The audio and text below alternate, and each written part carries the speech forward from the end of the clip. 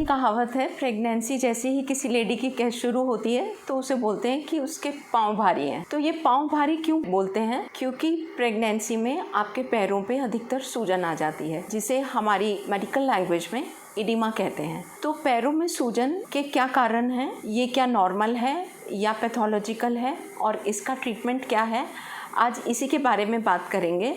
So this is Dr. कंचन मले, obstetrician and gynaecologist, Mangalam hospital, Meerut. पैरों पे सूजन आना प्रेगनेंसी में एक बहुत कॉमन चीज़ है जो कि अधिकतर सेकेंड ट्राइमेस्टर में होती है। सेकेंड ट्राइमेस्टर का मतलब है जब आपके 3 मंथ्स कंप्लीट हो जाते हैं तो 4 मंथ ऑनवर्ड्स अधिकतर ये सूजन आती है। सूजन 2 तरह की होती है, एक तो फिजियोलॉजिकल और एक पैथोलॉजिकल। फिजियोलॉजिकल का मतलब है कि ये किसी डिजीज से संबंधित नहीं होती और नॉर्मल होती है प्रेगनेंसी की वजह से, क्योंकि प्रेगनेंसी में ब्लड वॉल्यूम बहुत ज़्यादा बढ़ जाता है। बच्चे को ब्लड सप्लाई देने के लिए जब ब्लड वॉल्यूम बढ़ जाता है तो उसके साथ साथ प्लाज्मा भी बढ़ जाता है। तो ये ब्लड वॉल्यूम बढ़ने की वजह से कुछ फ्लूइड लेवल जो हैं वो इकट्ठे हो जाते हैं डिपेंडेंट पार्ट ऑफ बॉडी में, जो कि पैर सबसे ज़्यादा कॉमन प्लेस है जहाँ पे फ्लूइड एक्यूमुलेट हो जाता है और एक एडिमा या स्वेलिंग का रूप ले लेता है। ये एक बिल्कुल नॉर्मल चीज़ है, क्योंकि एक फिजियोलॉजी हो रही है बॉडी में, एक बॉडी में फिजियोलॉजिकल चेंजेस हो रहे हैं, तो इसलिए इस एडिमा से बिल्कुल परेशान नहीं होना है। और ये एडिमा अधिकतर रेस्ट करने से ख़त्म हो जाता है। जब आप सुबह उठेंगे तो ये एडिमा नहीं होता और जैसे जैसे आप काम करेंगे, खड़े रहेंगे, तो पैरों की स्वेलिंग बढ़ जाती है।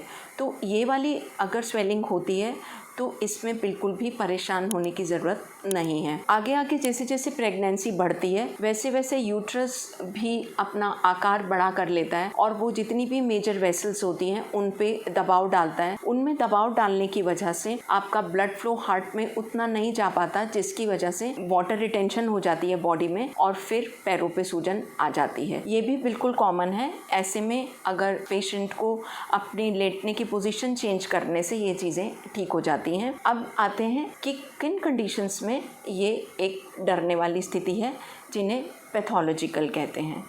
पैथोलॉजिकल कंडीशंस मेनली जब बीपी हाई हो जाता है पेशेंट का, उसमें ये एडिमा आ जाता है, तो ये एक वार्निंग साइन है और ये रेस्ट करने से भी ख़त्म नहीं होता। अगर आप पेशेंट कितना भी रेस्ट कर ले तो ये ख़त्म नहीं होता, बल्कि और ज़्यादा बढ़ जाता है। पेशेंट का वेट अगर बहुत ज़्यादा बढ़े तो भी स्वेलिंग हो जाती है और वेट नॉर्मल से ज़्यादा बढ़ना भी एक गलत साइन है। कभी कभी डीप वेन थ्रोम्बोसिस हो जाती है। डीप वेन थ्रोम्बोसिस का मतलब होता है कि अगर आपकी जो वेन्स होती हैं उनमें खून का थक्का इकट्ठा हो जाता है तो उसमें भी पैरों पे सूजन आ जाती है, पर अधिकतर ये सूजन यूनिलैटरल होती है, मतलब एक ही पैर में आती है। दोनों में भी आ सकती है पर अधिकतर ऐसी सूजन एक पैर में आती है और पैर रेड हो जाता है और बहुत ज़्यादा टेंडर होता है। उसमें अगर आप उसको प्रेस करेंगे तो वो बहुत पेनफुल होता है।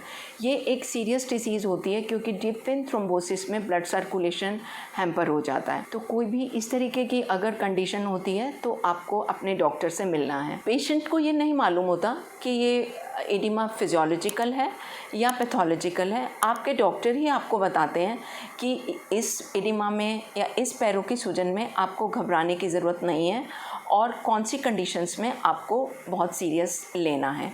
तो कौन से ऐसे रेड फ्लैग साइंस हैं जिसमें आपको इमीडिएटली अपने डॉक्टर के पास जाना है। उसमें सबसे ज़्यादा तो यही है कि अगर आपको ऐसा लगे कि आपकी स्वेलिंग एकदम बहुत ज़्यादा हो रही है तो आपको तुरंत अपने डॉक्टर से मिलना है, या आपके पैर में रेडनेस आ गई है और पैर एकदम बहुत स्टोनी ऐसा फील होने लग गया है, उस कंडीशन में भी आपको तुरंत हॉस्पिटल जाना है। या बहुत सीवियर हेडेक हो जाए या विजन ब्लर हो जाए या कभी कभी right side of upper abdomen में बहुत ज़्यादा पेन होने लगता है, ये सारे रेड फ्लैग साइंस हैं।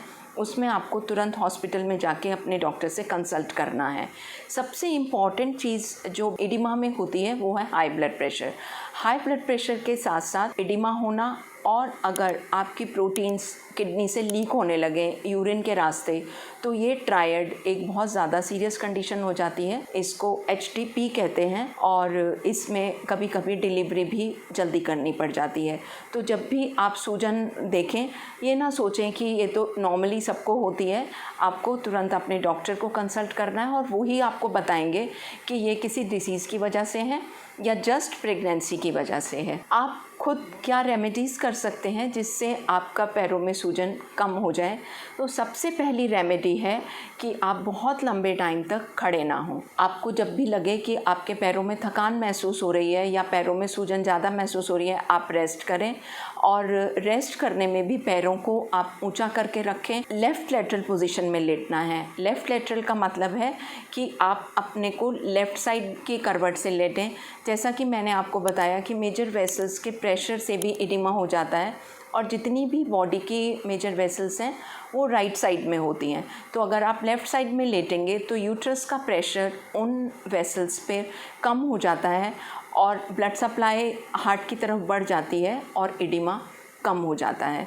थोड़ी देर के लिए आप अपने पैरों को उठा के रख सकते हैं किसी पिलो पर, जिससे कि आपकी ब्लड सप्लाई इम्प्रूव होती है, आपके पैरों को रेस्ट मिलता है और पैरों की सूजन कम हो जाती है। अगर आप वर्किंग हैं और आपका बैठने का काम है तो आप अपने पैरों को ऊंचा करके रखें। बहुत देर तक पैरों को लटकाएं नहीं, बीच में खड़े होके आप चलें जिससे कि आपके पैरों की ब्लड सप्लाई इम्प्रूव रहे। डाइट में आप क्या कर सकते हैं जिससे पैरों की सूजन में आपको बेटर फील हो? उसके लिए आपका सोडियम इनटेक कम होना चाहिए, क्योंकि अगर पैरों की सूजन होती है तो वाटर और सोडियम रिटेन हो जाते हैं, तो सोडियम की मात्रा बॉडी में बढ़ जाती है। सोडियम इनटेक कम करने का तरीका है कि आप अपने खाने में नमक कम करें।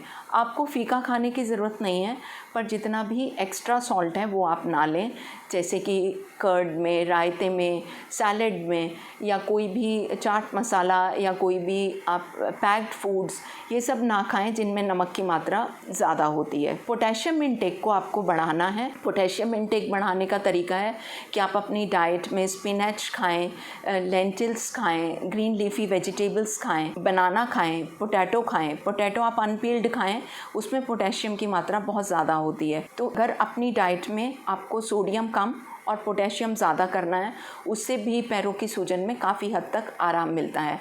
और सबसे इम्पॉर्टेंट चीज़ है कि आपको वाटर इनटेक बढ़ाना है। आप ये मत सोचें कि आपके पानी ऑलरेडी ज़्यादा हो रहा है और इसीलिए सूजन हो रही है तो आप पानी कम पिएं। आपको पानी ज़्यादा पीना है जिससे कि आपके जितनी भी सोडियम और ये सब चीज़ें हैं ये आपकी किडनी फ़िल्टर करती रहें, और आप ऐसी चीज़ों को जब फ़िल्टर करते रहेंगे तो आपका सोडियम रिटेंशन नहीं होगा। तो वाटर इनटेक आपको ज़्यादा रखना है। At least 8 to 10 glasses per day आपको पानी ज़रूर पीना है। डाइट इनटेक में तो ये सब चीज़ों का ध्यान रखना है। और आपकी सबसे इम्पॉर्टेंट चीज़ें हैं कि आप हाई हील्स ना पहने, एक ब्रॉड हील्स पहने जिससे कि आपको चलने में इजी हो। शूज़ आप ऐसे पहने जो बहुत टाइट ना हो, कंफर्टेबल शूज़ पहने। अपनी ड्रेसेस को भी आप बहुत कंफर्टेबल पहने जो कि वेस्ट से बहुत टाइट ना हो। आपके सॉक्स ऐसे नहीं होने चाहिए जिनके इलास्टिक्स बहुत टाइट हों जो कि सूजन को बढ़ा दें।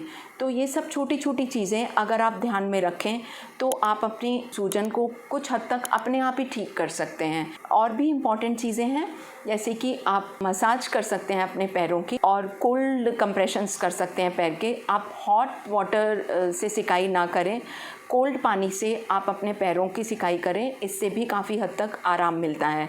तो और अपने पैरों को आप चलाते रहें, एंकल्स को, अपने टोज़ को आप मूव करते रहें, इससे ब्लड सर्कुलेशन इम्प्रूव होता है तो आपको सूजन में काफ़ी आराम मिलता है। अगर कभी भी आपको इस तरीके की सूजन लगे जो आपको नॉर्मल महसूस नहीं हो रही है तो आपको तुरंत अपने डॉक्टर के पास जाके कंसल्ट करना है और एक प्रॉपर ट्रीटमेंट से आपके जो भी डिसीज़ है उसको कंट्रोल में किया जा सकता है। तो इस एडिमा से आप बिल्कुल भी परेशान ना हो, ये एक नॉर्मल चीज़ है और जैसे ही आपकी डिलीवरी होती है ये एडिमा ख़त्म हो जाता है। Thank you very much.